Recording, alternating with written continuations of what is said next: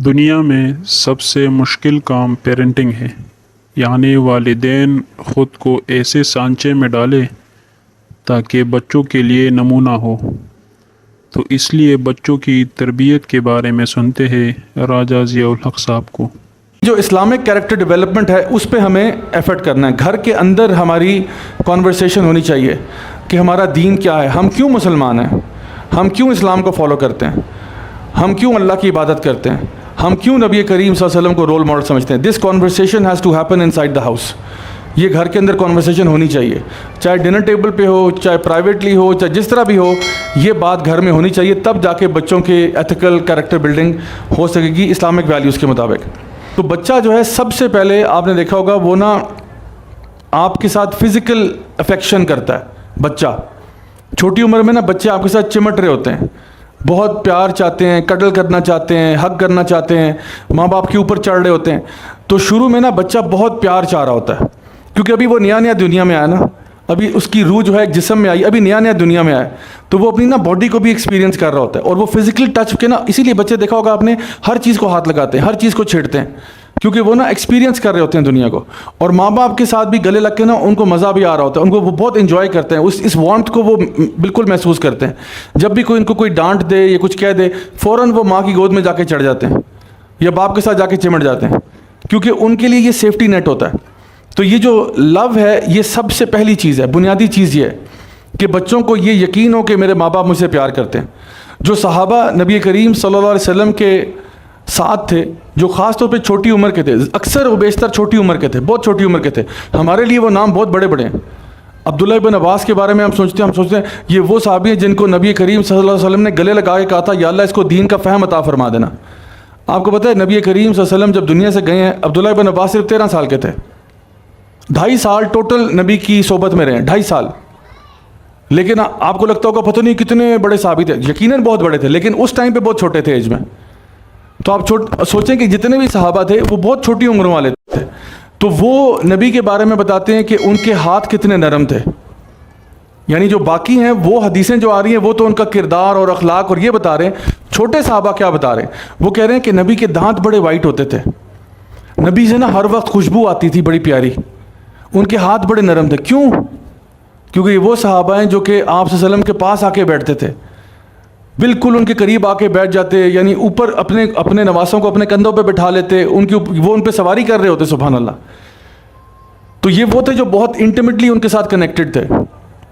تو چھوٹی عمر میں نا بچہ یہ پیار اور محبت کا بہت پیاسا ہوتا ہے، تو ماں باپ کو چاہیے کہ اس کو پیار دے، اور اس کو اس ٹائم پہ دھتکارنا، پیچھے ہٹا دینا، یعنی یہ کرنا اس ٹائم پہ بالکل اپروپریٹ نہیں ہے۔ تو بچوں کے ساتھ نا شروع کے اندر میں سمجھتا ہوں کہ خاص طور پہ ماں باپ کو ایک بہت پلیزنٹ پرسنالٹی بنانی پڑے گی، اپنی پیار دینا، مسکرانا ان کے سامنے، یعنی اچھے انداز میں بات کرنا، کھیلنا ان کے ساتھ۔ پھر نمبر 1 پہ جب آتا ہے، جب یہ پیار والا چیز اسٹیبلش ہو گئی ہے کہ ماں باپ آپ سے پیار کرتے ہیں، بچے کو یقین ہو گیا اس بات کا کہ میرے ماں باپ مجھ سے پیار کرتے ہیں، اب آپ آتے ہو پہلے سٹیپ پہ، لا تشرک باللہ۔ اب اللہ کا تعارف کرا جا رہا ہے، یا کہ اللہ کون ہے؟ اللہ وہ ہے جس نے ہمیں پیدا کیا، جو ہمارا خالق ہے، مالک ہے، رازق ہے، سب چیزیں دینے والی ذات اللہ کی ہے۔ اللہ جی نے ہمیں یہ سب کچھ دیا جو ہمارے پاس ہے، اللہ کا بہت شکر ہے، اللہ کا بہت کرم ہے۔ بار بار بچوں کو اللہ سے کنیکٹ کرنا، ان کے عقائد درست کرنا کہ یہ ہماری طرف سے نہیں ہے، یہ سب اللہ نے دیا ہمیں۔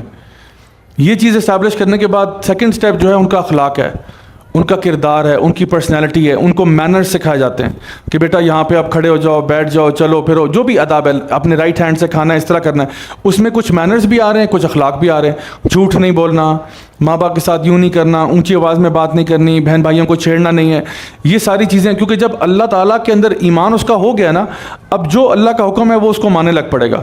آپ کہتے ہو اللہ جی کو یہ پسند نہیں ہے، اللہ جی کو یہ پسند نہیں ہے، آپ یہ کام کرتے ہو اللہ میاں کو پسند نہیں ہے، تو وہ آٹومیٹکلی جو ہے نا اس کو پتہ چلتا ہے اچھا ٹھیک ہے، یہ اچھے کام ہوتے ہیں اور یہ برے کام ہوتے ہیں۔ یہ ہوتا ہے بچوں کے ساتھ تربیتی معاملہ۔ اور پھر 3rd سٹیپ پہ ان کے ساتھ عبادت، بچوں کو بٹھا کے نا جو آپ نے بیڈ بیہیویئر دیکھا ہے اس کی آپ ان کو سٹوری سنا دیں ود ایکچوئل کیریکٹرز۔ سو ہم فار ایگزامپل انہی کے کوئی ٹوائز اٹھا لیتے ہیں، ایک کا نام کچھ رکھ دیتے ہیں، ایک کا نام کچھ اور رکھ دیتے ہیں، اور پھر ان کے ذریعے سٹوری ٹیلنگ کے ذریعے ہم دکھاتے ہیں، کیونکہ بچے ہیں تو فطرت پہ ہیں، they know what is right, they know what is wrong. तो जब आप उनको स्टोरी टेलिंग करते हो ना कि कैसे हुआ ऐसे हुआ, तो फिर वो उस स्टोरी टेलिंग के अंदर आप बताते हो कि एक कैरेक्टर वो है जो कि बैड बिहेवियर कर रहा है और एक कैरेक्टर वो जो अच्छा बिहेवियर कर रहा है. और जब वो उसको देखते हैं तो वो खुद कहते हैं कि इसने गंदा किया है, इसने गलत काम किया है. और फिर जब आप उनको उसी को दोबारा से रीप्ले करके बताते हो और इस दफ़ा दोनों पॉजिटिव कर रहे हैं, फिर वो खुद आइडेंटिफाई करते हैं कि हाँ अब ठीक हुआ है. तो बच्चा जो है ना वो अपने बिहेवियर को उसमें देख लेता है कि हाँ देखो ना ये, क्योंकि अब वो अपने उसके ऊपर पॉइंटिंग नहीं हो रही, फिंगर पॉइंटिंग उस पर नहीं है, फिंगर पॉइंटिंग उस कैरेक्टर की तरफ हो रही है. तो वो कहता है ये कैरेक्टर गंदा बच्चा है, ये ठीक नहीं था. तो हम कहते हैं हमें तो नहीं गंदा बच्चा बनना चाहिए ना. तो फिर मैं उससे एक्नॉलेजमेंट लेता हूँ कि इनमें से अच्छा वाला कौन है, इनमें से अल्लाह जी को ज़्यादा कौन पसंद है, ये वो. तो हमें क्या बनना चाहिए. तो एक और तरीका, तो पेरेंटिंग इज़ नॉट ईजी. मैं आपको बताऊँ, पेरेंटिंग इजी काम नहीं है. उसके लिए आपको क्रिएटिव होना पड़ता है, उसके लिए आपको ये स्टोरी टेलिंग भी करनी पड़ती है, उसके लिए आपको टेक्निक्स ऐसी करनी पड़ती हैं. आपको ये सोचना पड़ता है कि मैंने अपने बच्चे को कुछ सिखाना है, मैंने अपने बच्चे को कुछ समझाना है, कोई वैल्यूबल लाइफ लेसन समझाना है. उसका बेस्ट पॉसिबल मेथड क्या हो सकता है? बेस्ट पॉसिबल मेथड, इसको मैं डांटूँ, इसको मैं मारूँ, इसके ऊपर मैं चीखूँ, इसको मैं जलील करूँ, क्या करूँ, कौन सा मैकेनिज़्म अप्लाई करूँ कि ये बात इसको समझ में आ जाए. तो मैं सोचता हूँ कि मुझसे भी गलती हो सकती है, मेरी इस्लाह के लिए बेस्ट मेथड क्या होगा. मुझे डांटा जाए, मुझे गालियाँ दी जाएं, मुझे जलील किया जाए, कौन सा मेथड अच्छा होगा मुझे सिखाने के लिए. तो मैं तो चाहता हूँ कि मुझे बिल्कुल प्राइवेटली प्यार से मोहब्बत से कुछ समझाया कि भाईजान आपसे गलती हो गई थी, आप ऐसे ना किया करें. तो फिर अपने बच्चों के साथ जो कि इतने इंपॉर्टेंट है हमारे लिए, अल्लाह की तरफ से अमानत है, उनको सिखाने के लिए हम शॉर्टकट्स क्यों ढूंढते हैं कि थप्पड़ मार के चुप करा दिया, आर्जी तौर पे तो मसला हल हो गया. लेकिन आपने बच्चे को एक सिग्नल भेज दिया है कि अम्मी या अब्बू जो है ना वो लॉजिकल लोग नहीं हैं, वो रैशनल लोग नहीं हैं, मेरे खैर ख्वाह भी नहीं है, इनजस्टिस करने वाले हैं. बात सुने बगैर ही थप्पड़ मार दिए. उनको क्या पता मेरे पीछे बैक स्टोरी क्या चल रही है, उनको क्या पता मेरी जिस बच्चे से लड़ाई हुई है किस बेस पे हुई है. इन्होंने समझने की कोशिश ही नहीं की, आके थप्पड़ मार दी, बात ख़त्म. तो बच्चा जो है ना पेरेंट्स से आहिस्ता आहिस्ता डिस्कनेक्ट होना शुरू होता है, विच मीन्स कि अब आपके तरबियत के चांसेस जो हैं वो कम हो गए. अस्सलाम वालेकुम. तो आपका प्यार मोहब्बत सबसे पहले, नंबर 2 आपका अकीदा, नंबर 3 आपका अखलाक है, और नंबर 3 इबादत है. 7 साल की उम्र में बच्चा आ गया, अब आप उसको इबादतों पे लगा रहे हैं, बेटा नमाज पढ़ा करो, आहिस्ता आहिस्ता इंकरेज करें. 10 साल की उम्र में अब उसको आप कहते हो कि अब तुमने पढ़नी पढ़नी, और अब उसके साथ ज़ोर ज़बरदस्ती 10 साल की उम्र में हो सकती है. तो हम लोग तो ज़ोर ज़बरदस्ती दूसरे साल में शुरू कर देते हैं, पहले साल में शुरू कर देते हैं. हालांकि ये कहा था कि उस टाइम पे सिर्फ प्यार से लेके चलना है. 10 साल की उम्र में अगर बच्चा जो है वो नमाज नहीं पढ़ा, तब आप उसको थोड़ा बहुत यानी टिका सकते हैं. और टिकाना ये भी नहीं कि मार मार के अस्पताल भिजवा दिया उसको. और माँ बाप का यानी एक तरफ हम कहते हैं फ्रेंडली रिलेशनशिप होना चाहिए, लेकिन एट द सेम टाइम बच्चों को पता होना चाहिए कि ये मेरी माँ है या ये मेरा बाप है. तो इतना भी फ्रेंडली नहीं कि मैं कुछ भी कर दूं तो कोई मसला नहीं. हाँ ओपन हूँ बिल्कुल, लेकिन माँ बाप को अपनी अथॉरिटी भी इस्टेब्लिश करनी चाहिए कि बेटा ये बात गलत है.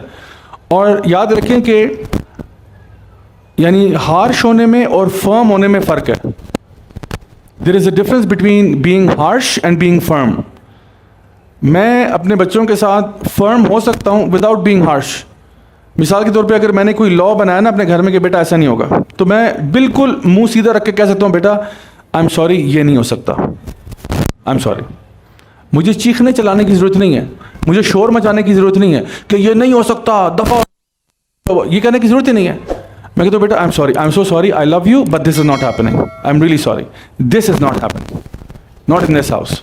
ये अल्लाह की नाफरमानी है बेटा, how can we do something like this. And then उनको पास बिठा के समझाना कि हम क्यों नहीं करते ऐसा. तो इसमें हार्ड वर्क चाहिए, पेरेंट साइड पे हार्ड वर्क चाहिए, जो कि आमतौर पे पेरेंट्स नहीं करना चाहते. आमतौर पे लगता ये है कि आसान शॉर्टकट ये चीख चिल्ला के कर दो, लेकिन उसमें आपने क्या किया, अपना रिलेशनशिप कॉम्प्रोमाइज़ कर दिया. सो ये बात याद रखिए कि जो आपकी तरबियत है बच्चों की, उस तरबियत से पहले जो एक प्री रेक्विजिट है वो है रिलेशनशिप, वो है ये प्यार.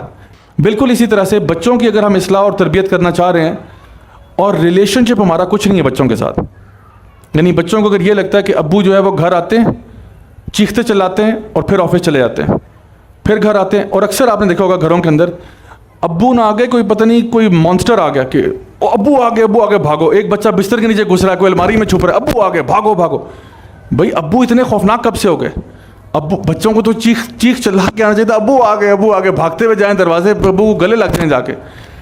یا امی کے بارے میں ایسا تاثر ہو جائے کہ امی آ رہی ہیں اور امی کے آنے سے جو ہے نا بچے کانپنا شروع کر دیں کہ یہ کیا ہو رہا ہے. تو ایسا رویہ نہیں ہونا چاہیے. بچوں کے ساتھ جو ریلیشن شپ ہے وہ ایک پازیٹیو ریلیشن شپ ہونا چاہیے جس پہ ہم نے کام کرنا ہے. یہ ایک ایموشنل بینک اکاؤنٹ ہوتا ہے جو ہمارے اور ہمارے بچوں کے بیچ میں ہوتا ہے, اور اس اکاؤنٹ کے اندر کچھ ڈپازٹس بھی ہوتے ہیں, کچھ وڈرالز بھی ہوتے ہیں. اس سے ریلیشن شپ بنتا ہے. یعنی ہمارے اور ہمارے بچوں کے بیچ میں ایک ایموشنل بینک اکاؤنٹ ہے. اس میں سے ڈپازٹس بھی ہیں, اس میں وڈرال بھی ہیں. ڈپازٹ کیا ہوتے ہیں؟ بچوں کو کہنا بیٹا آئی بلیو ان یو, بیٹا I know you can do it, آپ بہت اچھے ہو, آپ بہت ذہین ہو, آپ بہت سمجھدار ہو, غلطی ہوگی تو کیا ہوا, I know you can do better, I believe in you بیٹا. This is making deposits. Gift giving, ٹھیک ہے, کمپلیمنٹس. اچھا وڈرالس کیا ہوتے ہیں؟ تم نکمے ہو, تم نالائق ہو, تم سے کوئی کام صحیح طریقے سے نہیں ہوتا, میں نے وہ دن کیوں دیکھا جب تو پیدا ہوا تھا. اور پھر کمپیریزنس کرنا, تم اتنے نکمے نالائق, تمہارا کزن تم سے اچھا ہے, اس کے 100 آؤٹ آف 100 آئے, تمہارے کیوں 85 آئے ہیں, تم اتنے بے وقوف کیوں ہو. کمپیئرنگ چلڈرن, تمہارا بھائی تمہارے سے زیادہ نمبر لے گیا, تمہارے نمبر کیوں نہیں آ رہے. بھائی every child is different, every child is different. Einstein نے کہا تھا نا کہ اف یو جج the ability of a fish by the fact that it can not climb a tree, it will for ever think that it is stupid. ایک مچھلی کو اگر آپ اس بیس پہ جج کر رہے ہیں کہ آپ سے درخت کیوں نہیں چڑھا جا رہا, جب بندر درخت چڑھ لیتا ہے, چڑیا اوپر جا کے بیٹھ جاتی ہے, تم سے کیوں نہیں چڑھا جا رہا درخت, تو مچھلی کو تو یہ لگا میں تو بے وقوف ترین چیز ہوں دنیا کی. لیکن بچے بھی سارے ڈفرینٹ ہوتے ہیں, ہر بچہ برابر نہیں ہوتا. تو جب آپ بچوں کے ساتھ کمپیریزنس کرتے ہیں, that's when things go wrong. اور بچے کو لگتا ہے کہ ایموشنل اکاؤنٹ ڈپلیٹ ہو گیا, ختم ہو گیا, میری کوئی عزت نہیں ہے اس فیملی کے اندر, آئی ایم نو بڈی.